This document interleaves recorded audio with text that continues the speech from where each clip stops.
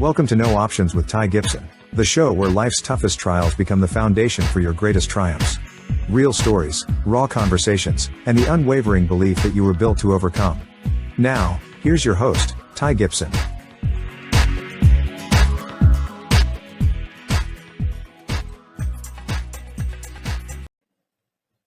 Hey guys, I am excited today. We have a lot of really good guests on this show, and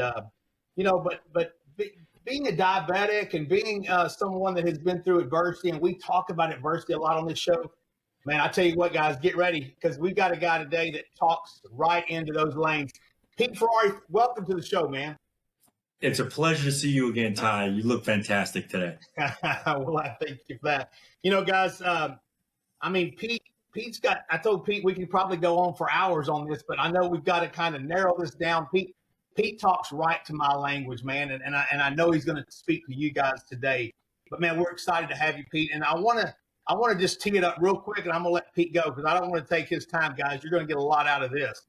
But Pete was originally was a commercial realtor, man, and he found passion, he found his purpose on what he wanted to do, and he went into the founder and president of Global Foods Group. Now that sounds good and all that great, but let me tell you something, guys. Not only this group that he's involved with has a passion behind it about helping people with diet-related chronic illness, diseases by just changing their diet, by things that are in our foods every day. And I'll tell you, you'll be surprised on what some Pete talks about today and what he took from adversity and now how he's changing lives. Pete, take it, bud. Man, I appreciate the intro, Ty. You're very generous, and I hope there is some interest here. But it is a pretty disjointed journey, right? So a few years ago, I was a real estate developer in Nashville, Tennessee. I'm in my mid-50s. My daughter's going off to college. I'm printing money, basically, because I had been in Nashville for 10 years. Had a great network. All of a sudden, I stumbled onto this healthy ingredient, this healthy sugar that less than 15% of Americans have ever heard of in accordance with the International Food Information Council. And I was so compelled by the merits of this healthy sugar and how everybody in America seems to be struggling on some level with sugar or the accoutrements, the alternatives, that I felt like I had to jump. This is something that's been a fire in me since a super early age. And Ty, you know this. My dad was killed in a drug-related incident when I was 10 years old, thrust me and my family into extreme poverty. I wore rags for the whole beginning part of my life. I was mercilessly beaten in the 70s by boys every single day and really learned the hard way at a super early age that nutrition and fitness is destiny. And so I swore for my entire life's trajectory across building tech companies, across being a real estate developer, built a telephone company, I swore if I ever had or stumbled onto a catalyst whereby I could jump into the health and well-being space and help people find a better quality of life, I was going to jump. I had no choice. When I stumbled onto this sugar, jumped out of real estate development with both feet, jumped into the sugar business head first. Man, and it's an amazing story too, because I sit here and think about it, and we talk about it a lot on our side about, when you run into adversity, you grow or you're going to grow or die, right? What are you going to do? And when I say die, I don't mean death. I mean, are we going to lose our dreams, our purpose? And you took that and just excelled. From like you were saying, just the way you were getting treated as a young kid, and you took that and just excelled in it. So talk a little bit about this sugar now. That's where I really want you guys to dial in, get close to the screen, guys, because this is good stuff. Yeah, this sugar, it's actually technically called allulose. So I'm sure everybody's going to chat GPT it, or we call it Jaka. So we've named our allulose Jaka. And allulose is a paradigm shifting sugar. To paint a perfect picture for you immediately, the healthiest culture in the world, as recognized by everyone, is Japan. Well, Japan uses this sugar and its 30 years of clinical trial data in north of 5,000 products in that country. We use stevia in north of 5,000 products in this country, and less than 15% of Americans have ever heard of this sugar. Now, stevia's got its associated hazards, that we're now just coming to learn. So does Splenda, so does Equal, so does Sweet and Low, so does all these other sugar alcohols. But allulose is actually a monosaccharide. So the sugar we grew up with is a disaccharide. So what this means is, because it's a rare sugar, it's actually a sugar, it tastes like sugar, which is the most important. It's the most important part. It's the defining part. If it didn't taste like sugar, I'd still be a real estate developer. Because, right? Because, it's funny because according to IFIC, once again, 77% of Americans are trying to decrease their sugar intake. So 8 out of 10 Americans understand the jig is up with sugar, but sugar is still preferred 4-1 because of taste. So everybody knows it's not good for you, but everybody wants it still anyway by a factor of 4. So here comes allulose. It's actually a monosaccharide, so it's got the same molecular composition as sucrose, the sugar we grew up with, but the molecules affix themselves together in different groupings, and that changes it from a toxin into a superfood. This sugar tastes like sugar, cooks like sugar, bakes like sugar, diabetic friendly, keto friendly, paleo friendly, zero glycemic index, 90% less calories than sugar, FDA GRAS status, Proposition 65 compliant in California, FODMAP friendly, meaning it doesn't cause bloating or gastric distress. The list goes on and on. It's actually also naturally upon ingestion, it activates GLP-1. Everybody knows what GLP-1 is from the drug. Well, this sugar upon ingestion activates it naturally. GLP-1 is housed in the large intestine, and it's got receptors in the hypothalamus and the brainstem. So when you eat something with GLP-1 or you inject something with GLP-1, basically sends signals to the brain saying, time out, you're not hungry. You're not hungry. That's how it helps you control appetite. Well, when this sugar hits your large intestine, sends the same signals to your brain saying you're not hungry. So now all of a sudden you immediately defeated the biggest problem with conventional sugar, which has been clinically proven to be 10 times more addictive than cocaine. So you've got this amazing super sugar that tastes good, and you can eat it by the bucket load, which I do. And that's really, when I tasted this stuff and then I dove into the clinical research and I read the clinical research from the footnotes of the clinical research, I had no choice but to jump. I had no choice but to move. God, and it's, so basically what we're saying, it's education. You just said, I mean, in Japan, they're using it for, what was the rate over there? North of 5,000 products. And I tell you something else that's interesting, Ty, about Japan.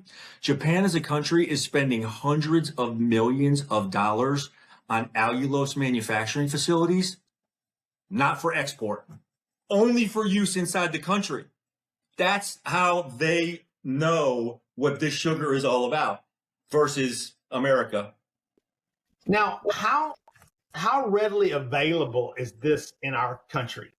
Is it hard to find? So we deliberately adopted an e-com model. So you can go to jockasugar.com and order it because it's or go on Amazon, right? So post-COVID, 80% of Americans are buying groceries online now. So that was the easiest thing for us. And because, to your point, Ty, education and awareness is our biggest hurdle. No one knows what it is. Even if I was able to pay millions of dollars to be eye level in Publix or Wegmans, people are still going to walk right by it because they don't know what it is. They're going to grab the blue pouch. They're going to grab the pink pouch. They're going to grab the green pouch. They're going to grab the yellow pouch. Everybody knows the pouch colors. So we really have the ability in an e-com model to help people understand what this is all about one-to-one. So it is available. There are some other players out there who are selling it. However, there's very much a need to be vigilant with regard to the type of allulose that you buy. Substandard, sub-quality alluloses that are actually blends where they cut in erythritol or they cut in dextrose or they cut in sucralose or monk fruit. These blends inject all of the hazards associated with what they're blending with, along with this beautifully pure ingredient. I actually had, to give you a quick example, we had a fund that closed our second round. I'm in my third round right now. The fund that closed our second round, they naturally wanted to taste the product, right? They got to taste Jaka before they're going to put their money where their mouth is, no pun. So yeah.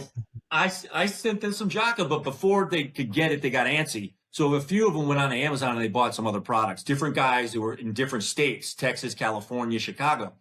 Get on the Zoom call, and I came in a little late. These guys are laughing.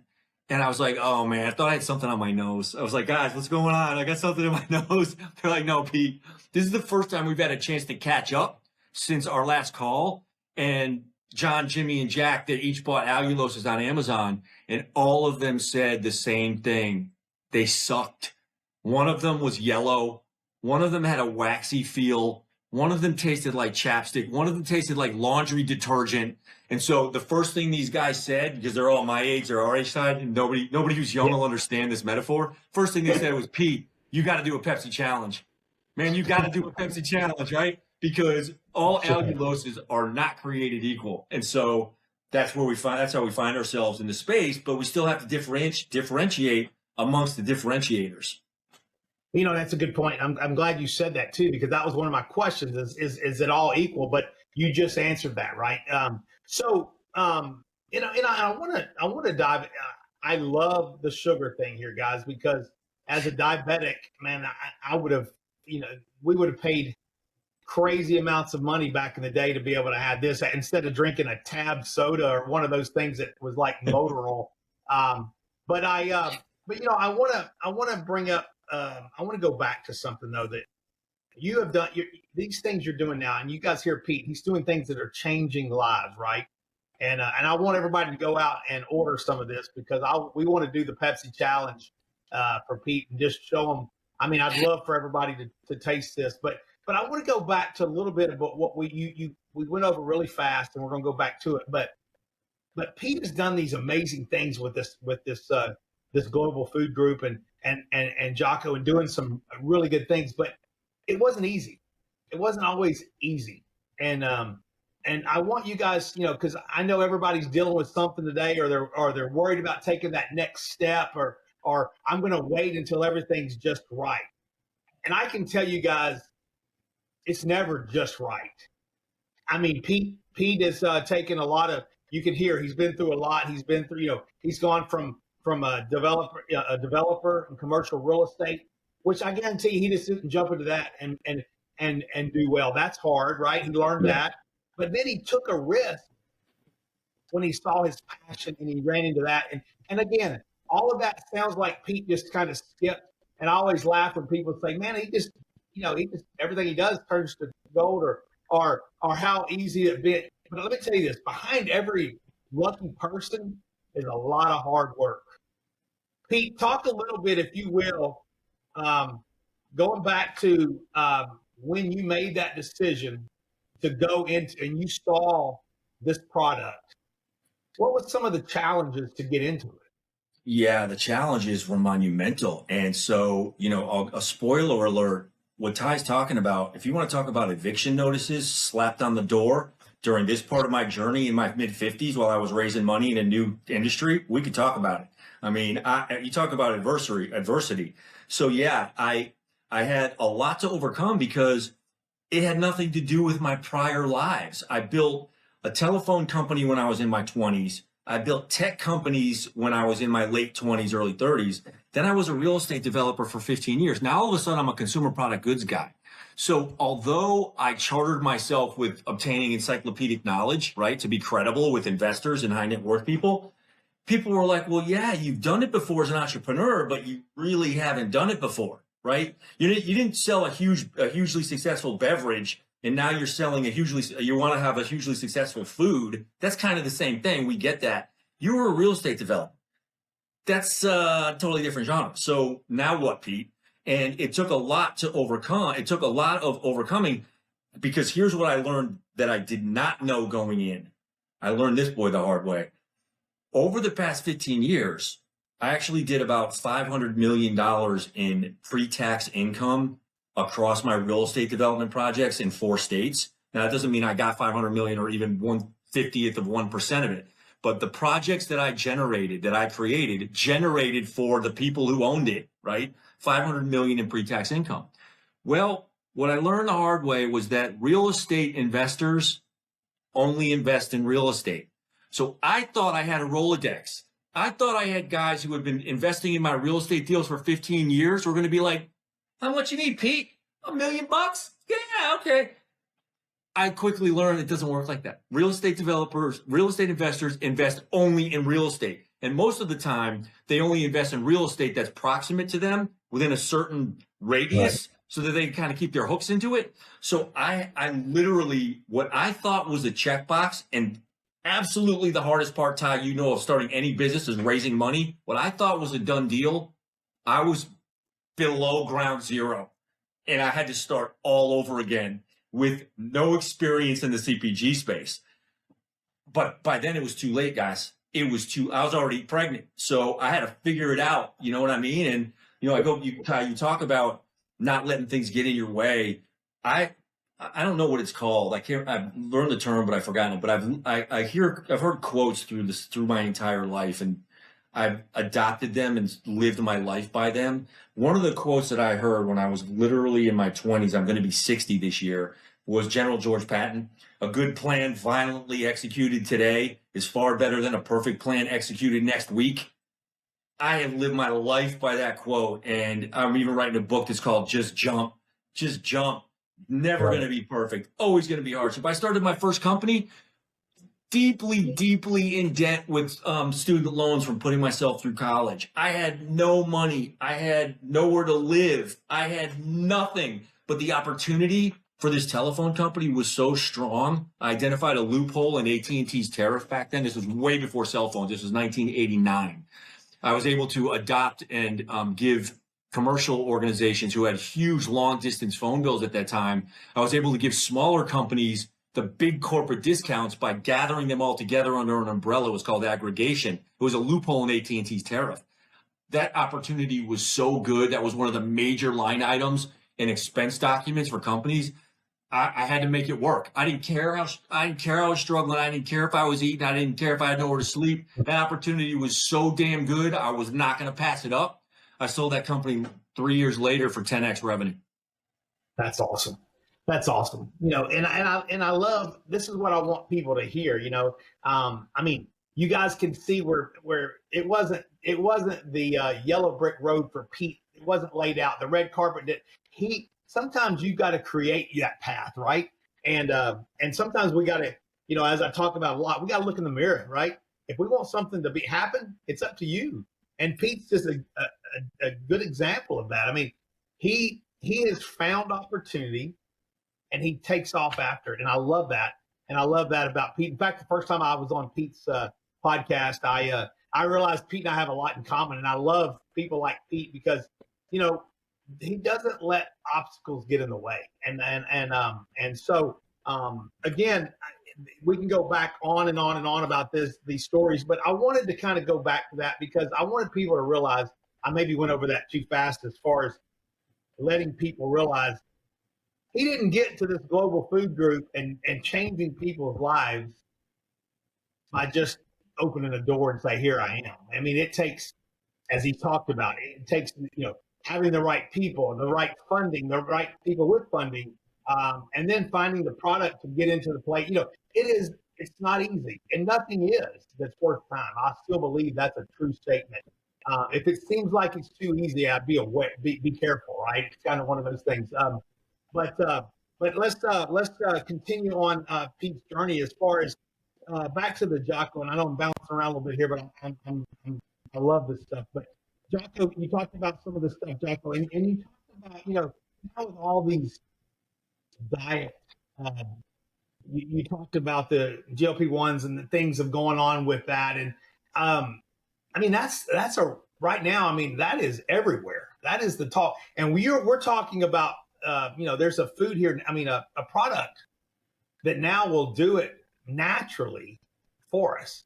And that's something I hope people heard because, that's something that I know obviously there's a cost and all this stuff and everybody's trying to get those things. And we really don't know exactly what that's going to look like down the road with all these medically, from a medical stance of everybody taking these shots. But right now we've got a superfood that's doing it naturally. Talk a little bit about that, Pete, if you will. Yeah, it's really interesting because, and Ty, you're seeing this stuff now with Ozempic face and Ozempic butt and Ozempic. There's now an Ozempic teeth. They're saying that it has an impact on the way the teeth, the health of the teeth as well. You just don't know. It's just not tested. And I personally, I'm a coward when it comes to that stuff. I'm not going to do that stuff. I'm going to have to try to figure out a way to do it as hard as it is. The more straightforward way. Yeah. And so you've got a sugar here now. Not only does it activate GLP-1, but it also activates the CPT1 and CPT2 enzymes. And the CPT1 and CPT2 enzymes actually burn existing body fat. So upon ingestion, the enzymes are activated that burns existing body fat because you're not taking in, right? When we eat food, when you eat sugar, your body uses that sugar to burn for energy. And then whatever it doesn't burn, it stores as fat. And if you eat a bunch of carbs or whatever you eat with that sugar, your body basically treats the sugar as a poison. So it goes right to it. If you eat a piece of pizza or a whole pizza and a piece of cheesecake, your body goes to the cheesecake first because it identifies it as a poison and it's got to burn through it because your health is in question, basically. So whatever you don't burn through in that cheesecake, all of the rest of it is stored as fat. And that's just the bottom line metabolically of how it works. So now, because Jaka is a rare sugar, but it doesn't ever hit the gut, it dissipates in the large and small intestine, your body, when you eat it, it has nothing to burn for energy. So in order to burn, and you still have to have energy to move like I'm moving right now. In order to find something to burn for energy, it's got to burn, in my case, my love handles or my back fat because I'm gonna be 60. These things happen, but this is how it works. It also activates synthase and carboxylase. These are also chemicals in the body that block fat from coming in and being absorbed. So if you eat a pizza and you eat a bunch of Jaka, it's blocking some of that pizza fat from coming in because synthase and carboxylase have been activated as well. And now again, don't take my word for it. There's 30 years of clinical trial data behind this sugar. And I'm talking about randomized, double-blind, placebo-controlled human trials. Sure, there's rats and mice studies out there as well.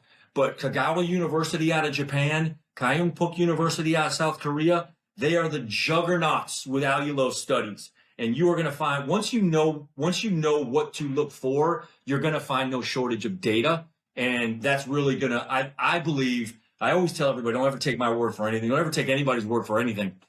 The data is there. You can triangulate it. You can use your instincts. You can figure it out for yourself. And that's a great point. Sometimes we got, go find, now we've got at our fingertips a lot of information. Go research this, guys. Go look at it. And I did. Last time me and Pete were able to talk, I got to look at as a diabetic, man, I was immediately jumping on this thing. So the reason, I guess, really comes down, to the way it's marketed in the United States. Is it just because of the bigger groups that have their brands out in front of it? Kind of explain why we're not seeing more of this. Yeah, I can give you a pretty good example. So there's a couple things, right? These were showstoppers for me when I decided to get in this business. Number one, I don't care if there's 100 years of clinical trial data. If it didn't taste good, I'm still a real estate developer because I got a million options out here that don't taste good that I can use. That's number one. Number two, if there was no internet, if people were not buying groceries on the internet, I'm still a real estate developer because that means that the big food and beverage companies are still controlling the narrative with TV commercials and print ads and Super Bowl commercials. You got to be, it's one thing to have a product that's marketable. It's another thing to be able to market it. And so without those two things present, I'm still in Nashville, period. I had no reason to jump. And those would just they're prohibitive, completely prohibitive. And so you've got these big food and beverage companies. Think about this, and I'll give you an example. You've got a sugar here that tastes like sugar. Now, spoiler alert, you need to use a little bit more of it. It's about 75% as sweet as sucrose, which some people actually like. My daughter in particular, she likes things less sweet. So you got to use a little bit more of it, but there's no health hazard. So you can literally use 10X and nothing's going to happen. But when you look at the big food and beverage companies, if Coca-Cola could reformulate Coca-Cola without sugar in it, it's going to cost a little bit more. It's going to cost more because this is more on the sugar alternative end of the spectrum. These Coca-Cola cartel companies are getting sugar for a penny an ounce. Going to cost more. They're going to have to reformulate their recipes. They've got 10 or 15 generations of customers. They don't want any freaking part of it. And it's not addictive. So you're only going to drink one Coca-Cola instead of 10. Would you want any part of it? I wouldn't if I was the CEO of Coca-Cola because I'm getting measured by whether or not I meet the street next quarter. And if people are drinking one instead of 10, now I'm on my way to not meeting the street, and I'm going to have problems as a CEO. So that's the number. That's the big thing with the big food and beverage companies, right? And these companies, Cargill has got a $2 billion R&D department. They've known about allulose since the 70s. But you ain't heard about it, right? And there's a reason behind that. Let's be realistic. Unilever, they're one of the 3 companies that control the $4 trillion consumer product goods space. They've all heard of it. Why have we not seen it? They drib and drab in their diet products and their heart healthy crap to satisfy and keep the customer as a sheep, and that's it. And by the way, the stuff that they're introducing as heart healthy is probably more dangerous than the sugar-based products themselves. I always tell everybody, if I didn't have Jaka, I would use regular sugar, not the alternatives, unless, of course, if I was diabetic. Because the alternatives, they're more dangerous than the problem itself. At least sugar is a natural product. These other things are beyond this outer world somewhere with the way they concoct them. So you've just got really prejudicial powers that be that don't want any part of this. And I'll give you an example of how this is one more example. I hope I'm not, Ty, you can always. It's some good stuff. Keep Here's where the rubber meets the road. So it was April. I can't remember what year it was. It was a couple of years now. It doesn't matter what year it was. It was a couple of years now. The FDA finally realized they couldn't keep their mouths shut with regard to sugar anymore. They had to do something because it's just not, here comes the study after study after study. So they determined that if they changed the way sugar was recorded on nutrition labels, on all packaging, they could save 1 million cases a year of diabetes and cardiovascular disease. 1 million cases a year just by changing the way sugar is recorded on sugar labels. That was in April of whatever year this was. That change was going into effect January 1st of the next year. So that's 9 months, right? So think about this. If I'm the CEO of Coca-Cola or Pepsi or Unilever or Nestle, if I'm the CEO of those companies and I've just heard that we're going to redesign the way sugar is recorded and I've got access to this beautiful, healthy sugar, allulose, I've got 9 months to work with my big Madison Avenue advertising agencies. And on January 1st, when these new restrictions hit, I come out blasting as the savior of your taste buds by introducing this beautiful new sugar. And by the way, here's what the new nutrition labels are telling you. So be looking out for this other stuff. I got 9 months and unlimited coffers from a monetary standpoint and a resource standpoint to come out blasting on January 1st. Couple with that, what comes in February, right after January 1st, the Super Bowl. I can do a Super Bowl ad, and now 50 million people are going to automatically hear about the sugar. What happened? Crickets. Nobody's ever heard of it. Nobody's using it. Nobody knows about it. That's how you know flatly that they don't care. If it's about money, then it is what it is. Yeah, no, it's a shame too, but I completely understand from the business side where they're at, and it's but you're right. I mean, it's if you can, like you mentioned, the numbers of people that it can save from diabetics, from so many other things. I mean, sugars affects us in so many ways.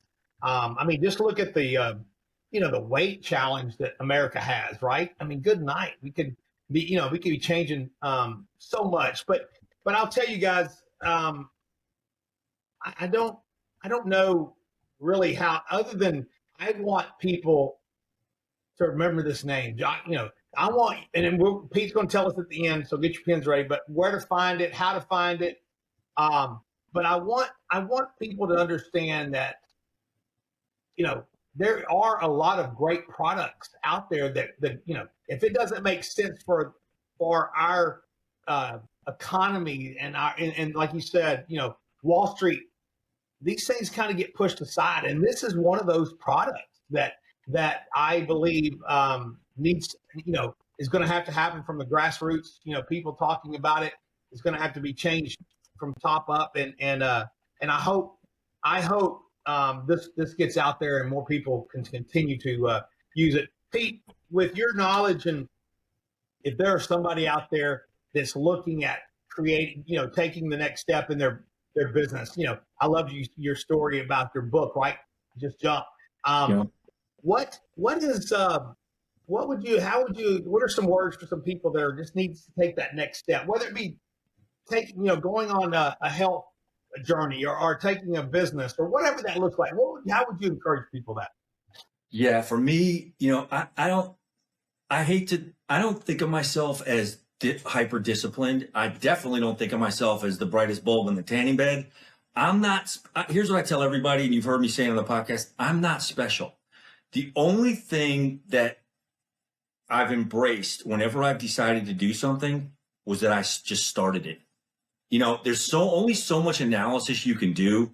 There's only so many pros and cons lists you can make out. Here's what I look to, and everybody possesses the same exact thing that I possess. It's called instinct. The problem is, with the advent of social media and the onslaught of AI, people can completely abandon their instincts. Well, your instincts are what got you here. Your instincts are what got us here from the dawn of time when we didn't even have fire. It's always been instinct. And so what I've made, this is part of me from growing up in the gutter. I've really only had myself to rely on, no guidance, no help, no mentors, no money. So I've been relying on my instincts since day one in order to survive. And so for me, and this is what I would encourage people to do, take some quiet time. You don't have to meditate. You don't have to assume the chi position. Just take some quiet time and think about it. Get in touch with your gut and figure out what your gut tells you. And I guarantee you, if you're supposed to make a move, your gut's going to say make a move. And I also guarantee you, if your mind is trying to stop you while you're thinking about all this, if your mind is trying to stop you while your gut is trying to tell you to move forward, you're going to know that too. And that's exactly the time to ignore this and plow on through it. Just jump. The Stoics talk about it all the time. Dostoevsky talks about it. Everybody talks about the making a move. The Navy SEALs talk about it. Just make the move. Again, one of the axioms that I've lived my life by, and it's always remained true, is the harder you work, the luckier you get.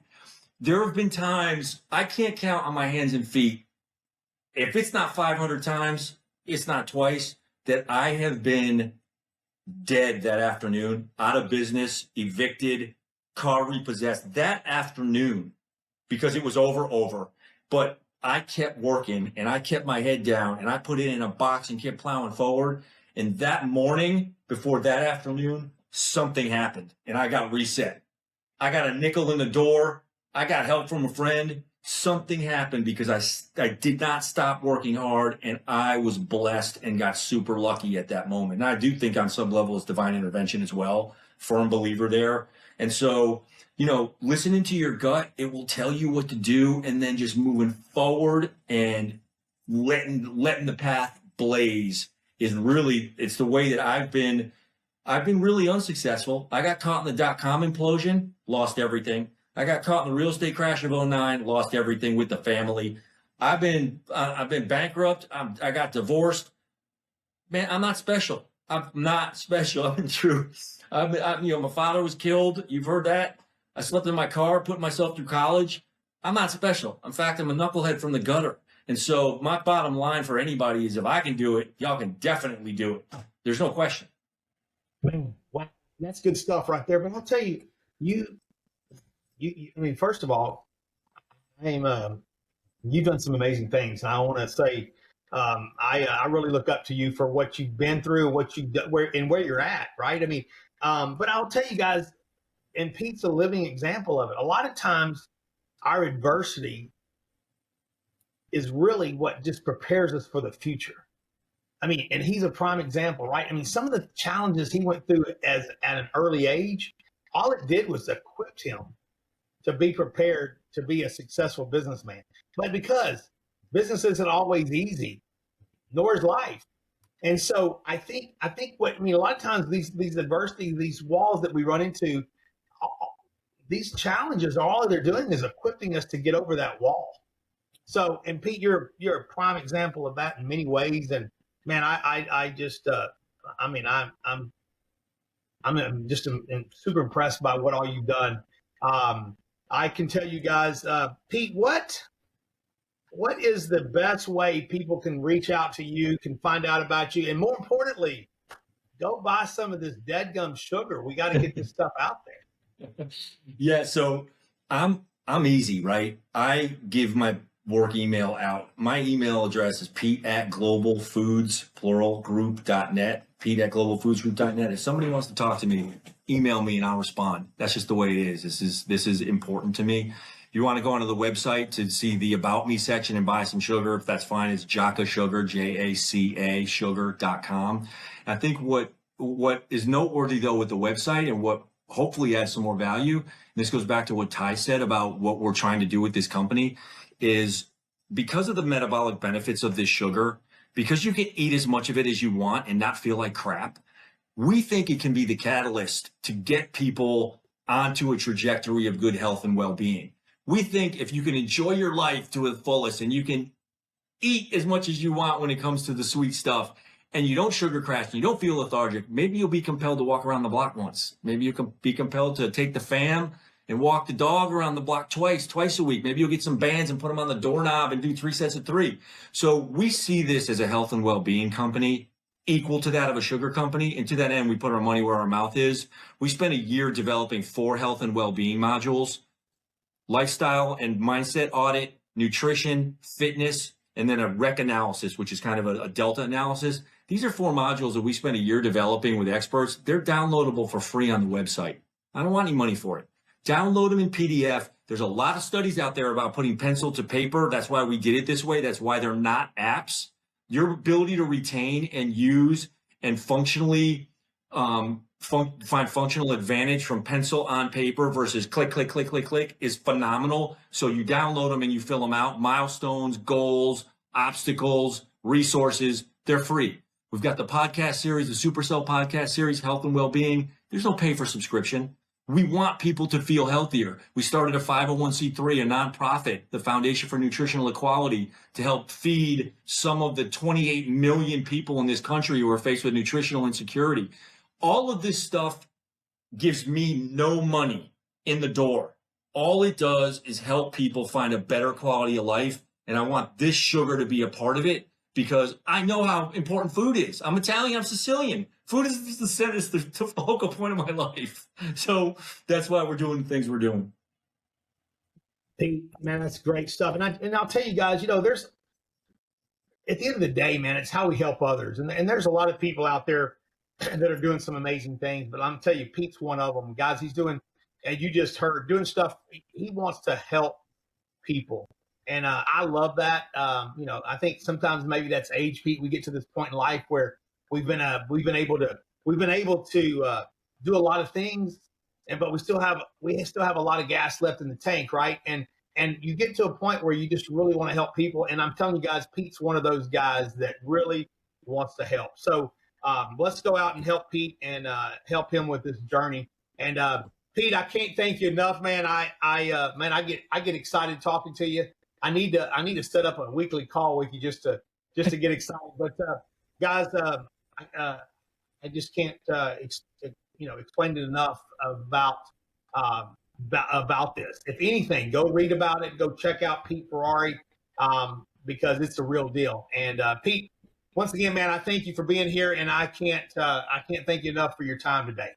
Absolutely, my pleasure. Anytime, and I'm going to have you on again. I'll come on yours again. Let's keep doing it, brother. All right. Take care, man.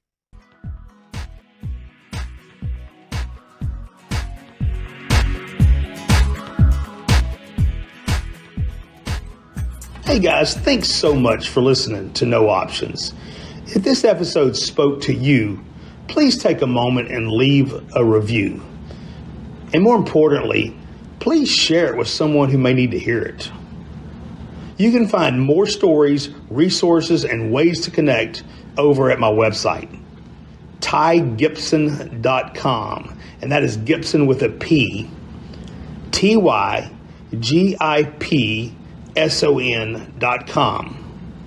Remember, no matter where you are, your story isn't over yet if you live like you have no options. I'll see you next time.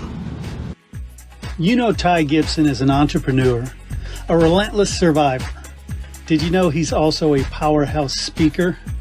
After overcoming 3 transplants of juvenile diabetes, he built thriving businesses with one mantra: no options. Ty transforms adversity into action. His keynotes ignite audiences with real-world resilience and 30-plus years of sales mastery. Are you ready to inspire your team? Book Ty Gibson today as your next speaker. You can call 512-944-4780 or head over to tygibson.com. That's Gibson with a P. It's time for your event to share the motivation that is no options.